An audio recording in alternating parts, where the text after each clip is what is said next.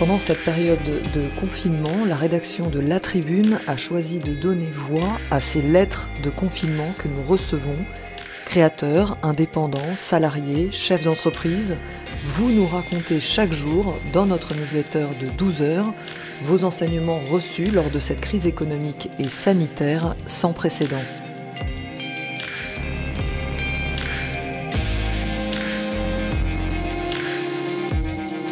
Aujourd'hui, la lettre du confinement de Laure Cohen, cofondatrice de Certidil. Extrait. De nombreuses questions restent encore sans réponse et génèrent des inquiétudes. Et si les frontières étaient fermées, nous qui nous approvisionnons aux États-Unis? Et si l'industrie du smartphone et des produits high-tech, a priori les plus épargnés, prenait en fait bien plus de temps à repartir à la hausse?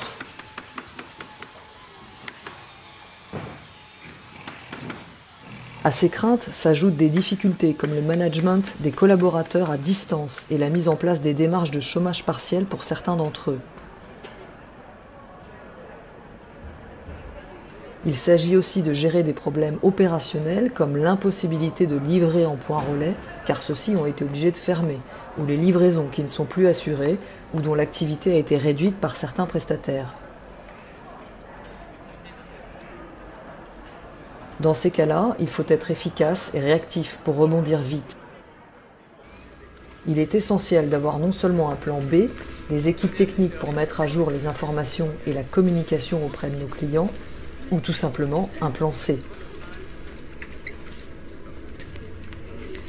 Nous traversons une crise inédite, mais malgré les obstacles, c'est l'optimisme qui guide nos pas. J'ai la conviction que la réputation se bâtit dans les moments les plus difficiles. Nos investisseurs et nos soutiens n'ont de cesse de nous parler de résilience, cette notion qui prend aujourd'hui tout son sens. Elle est notre assurance vie, celle qui nous permet d'acquérir toutes les qualités d'adaptation nécessaires pour naviguer dans les torrents de cette redoutable crise.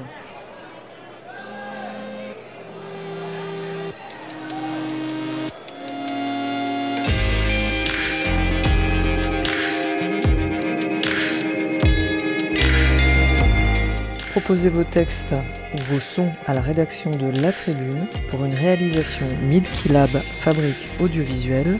Musique I'll Follow You par Density and Time. À demain.